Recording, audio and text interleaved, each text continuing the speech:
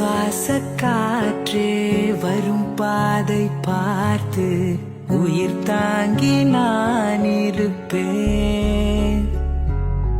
மலர் கொண்ட பெண்மை வாராமல் போனாய், மலை மீது தீ குளிப்பேன்.